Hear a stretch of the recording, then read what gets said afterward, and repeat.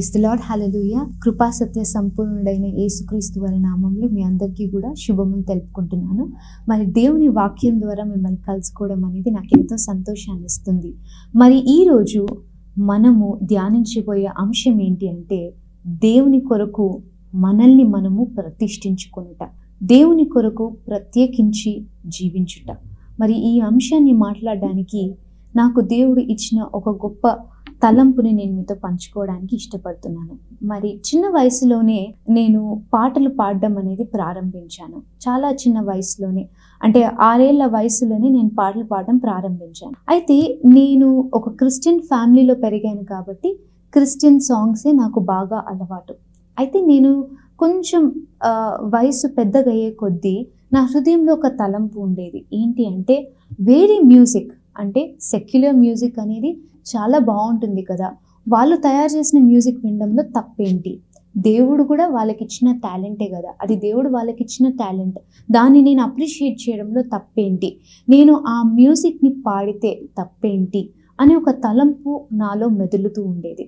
అయితే నేను దేవుణ్ణి నా సొంత రక్షకునిగా, యేసుక్రీస్తు ప్రభువుని నేను స్వీకరించిన తర్వాత దేవుడు ఈ ప్రశ్నకి నాకు ఒక జవాబునిచ్చాడు. మనము నిర్గమకాండం 40వ అధ్యాయం 9వ వచనం చూసుకున్నట్లయితే ఇలాగా రాయబడి ఉంటుంది.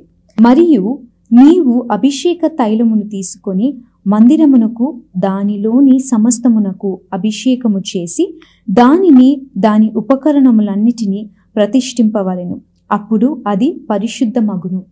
ఇక్కడ దేవుడు ఒక మాట చెప్తున్నాడు. ఏంటి అంటే, మరి ఇప్పటి వరకు ప్రత్యక్ష గుడారం నిమిత్తము మీరు తయారు చేసిన వస్తువులన్నిటినీ కూడా మీరు తీసుకొని వచ్చి మోషేకి దేవుడు ఒక ఆజ్ఞనిస్తున్నాడు. ఆ ఆజ్ఞ ఏంటి అంటే, అభిషేక తైలమును తీసుకొని వస్తువులన్నిటి మీద కూడా నువ్వు వేయాలి, ఉపకరణములన్నిటి మీద కూడా నువ్వు అభిషేక తైలమును వేసిన తర్వాత అది ప్రతిష్ఠింపబడినదై పరిశుద్ధముగా పిలువబడుతుంది.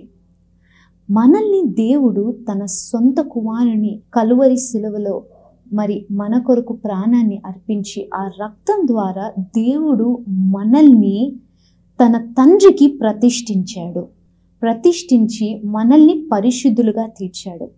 మరి ముందున్న షైనీ షారన్కి ఇప్పుడున్న షైనీకి తేడా ఏంటి అంటే, మునుపు నేను పరిశుద్ధంగా లేను, మునుపు నాకు పరిశుద్ధత అనేది ఆపాదించబడలేదు, నేను అపరిశుద్ధంగా ఉన్నాను, పాపిగా ఉన్నాను. యేసుక్రీస్తు తన రక్తం ద్వారా నన్ను అభిషేకించి నన్ను దేవుని కొరకు ఉపయోగపడే ఒక పాత్రగా, పరిశుద్ధంగా నన్ను తను మార్చాడు.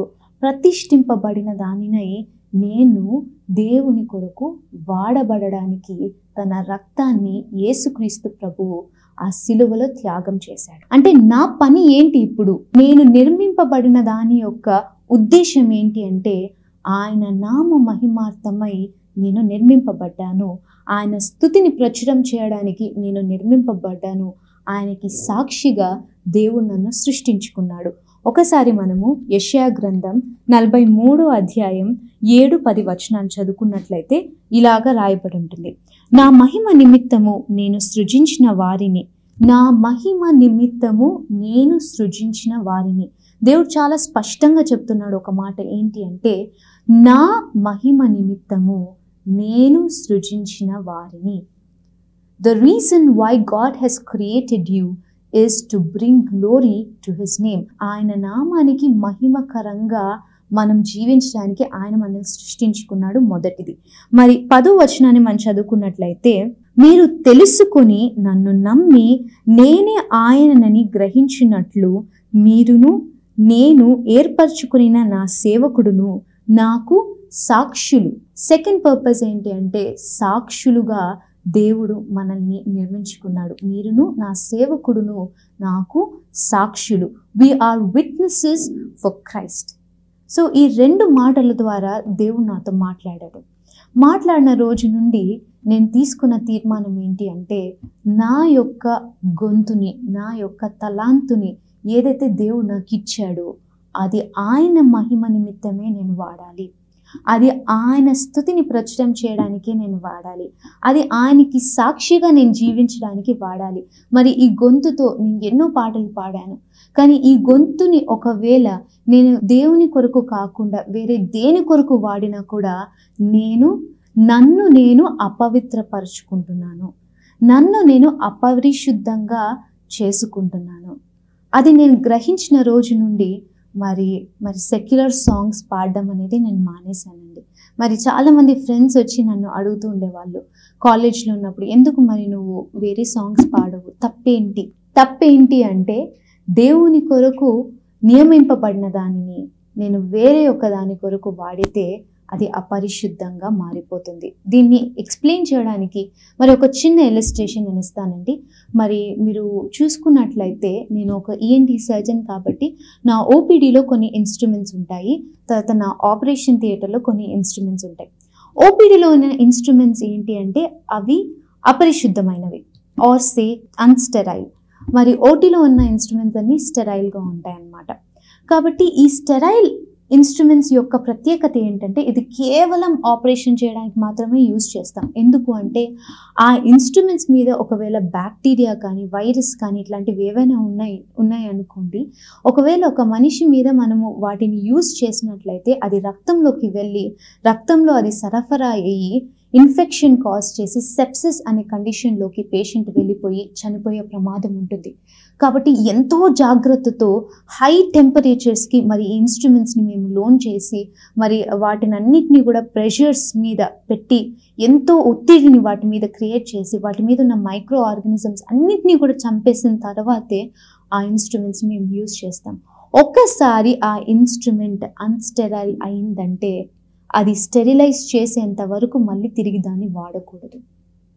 అదే రీతిగా మనం కూడా దేవుని కొరకు ప్రతిష్ఠింపబడిన వాళ్ళం కాబట్టి మనం ఎంతో జాగ్రత్తగా ఉండాలి. మనల్ని మనము ఈ పాప మాలిన్యం అనేది అంటకుండా మనల్ని మనం కాపాడుకోవాలి. దేవుణ్ణి రోజు కూడా మనల్ని కాపాడమని మనం అడగాలి. మనం దానియేలు గ్రంథం 1వ అధ్యాయం 8వ వచనంలో ఇలాగా రాయబడి ఉంటుంది, రాజు భుజించు భోజనమును పానము చేయు ద్రాక్షారసమును పుచ్చుకొని తన్ను తాను అపవిత్రపరచకూడదని దానియేలు ఉద్దేశించెను. Here Daniel is taking a stand for God. He is voluntarily coming and taking a stand for God. అది ఏంటి అంటే తన్ను తాను రాజు భుజించు భోజనముతోనూ పానీయంతోనూ అపవిత్రపరచుకోకూడదు అనేసి తనలో తాను ఉద్దేశించి ఆ భుజించకూడదు, ఆ పానము నేను తీసుకోకూడదు అని తను తాను ఆపేశాడు. So he stopped himself from taking the food that would defile him. తనని అపరిశుద్ధంగా చేసే ప్రతి దాని నుండి తనను తాను వద్దు అని చెప్పడం నేర్చుకున్నాడు. మనము కూడా మనల్ని అపరిశుద్ధంగా చేసే ప్రతి వస్తువు కానీ, ప్రతి మనిషి కానీ, ప్రతి సందర్భం కానీ, పాపం కానీ ఏదైనా కావచ్చు, వాటి నుండి మనము దూరంగా వెళ్ళిపోవడం, వాటికి నో అని చెప్పడం మనం నేర్చుకోవాలి. మనల్ని మనం ప్రతిష్ఠించుకోవడం అంటే ఏంటి అంటే మనల్ని అపరిశుద్ధంగా మార్చే ప్రతి దాని నుండి మనం పారిపోవడమే. అది ఎంతో అవసరం. ఎందుకంటే దేవుని యొక్క ముఖ్య ఉద్దేశం ఏంటంటే మనం పరిశుద్ధులంగా మరి నిష్కలంకులుగా ఆయన సన్నిధిలో కనపడాలి. ఆ ఉద్దేశం నెరవేరాలి అంటే మనము కూడా ఒక కృషిని చేయాలి. మనం కూడా ఒక వాలంటరీ స్టాండ్ని దేవుని కొరకు తీసుకోవాలి. అలా తీసుకున్నప్పుడే మనం దేవుని కొరకు బలంగా జీవించగలము. అలాంటి కృప దేవుడు మనకి ఇచ్చినట్లుగా చిన్న ప్రార్థన చేసుకుందాం.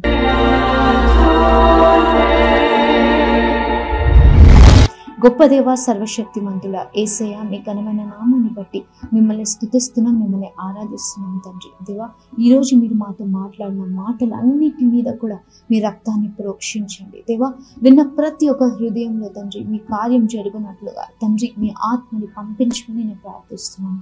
హృదయాలను తెరవండి తండ్రి, వాక్యంతో సంధించండి. దేవా, మీ యొక్క ఆత్మని దేవా వాళ్ళలో అభివృద్ధి చెందినట్లుగా మీరు కృపనివ్వమని నేను ప్రార్థిస్తున్నాను తండ్రి. దేవా, ప్రతి ఒక్క హృదయంలో మీరు ఒక కార్యాన్ని చేయండి. దేవా, అనారోగ్యాలతో చూస్తున్న ప్రతి బిడ్డని మీరు ముట్టి తాకి స్వస్థపరచమని నేను ప్రార్థిస్తున్నాను తండ్రి. దేవా, ఆర్థిక ఇబ్బందులలో ఉంటూ ఎవరైతే చూస్తున్నారో దేవా, తండ్రి సమృద్ధిని వాళ్ళ జీవితంలో మీరు పంపించమని నేను ప్రార్థిస్తున్నాను తండ్రి. దేవా, యెహోవా ఈరేగా వాళ్ళకి మీరు సమకూర్చమని నేను ప్రార్థిస్తున్నాను తండ్రి. యెహోవా రాఫాగా వారిని మీరు స్వస్థపరచమని నేను ప్రార్థిస్తున్నాను తండ్రి. ప్రతి ఒక్క స్పిరిట్ ఆఫ్ బ్యారన్నెస్ తండ్రి ఏదైతే ఉంటుందో దేవా, తండ్రి వాటన్నిటిని కూడా యేసుక్రీస్తు నామంలో మేము కొట్టివేస్తున్నాం తండ్రి. వాటిని కొట్టివేస్తున్నాం తండ్రి. దేవా, సహాయం చేయండి తండ్రి. దేవా, సంతానం లేక బాధపడుతున్న వాళ్ళందరికీ దేవా ఒక చక్కటి సంతానాన్ని మీరు ఇవ్వమని నేను ప్రార్థిస్తున్నాను తండ్రి. స్టూడెంట్స్ని మీరు జ్ఞాపకం చేసుకోండి తండ్రి. మీ యొక్క జ్ఞానాత్మతో వారిని మీరు నింపుమని నేను ప్రార్థిస్తున్నాను. వాళ్ళ ప్రతి అవసరతని, ప్రతి బలహీనతలో నుండి బయటికి వచ్చే మీ యొక్క శక్తిని వాళ్ళకి అనుగ్రహించమని నేను ప్రార్థిస్తున్నాను తండ్రి. వారిని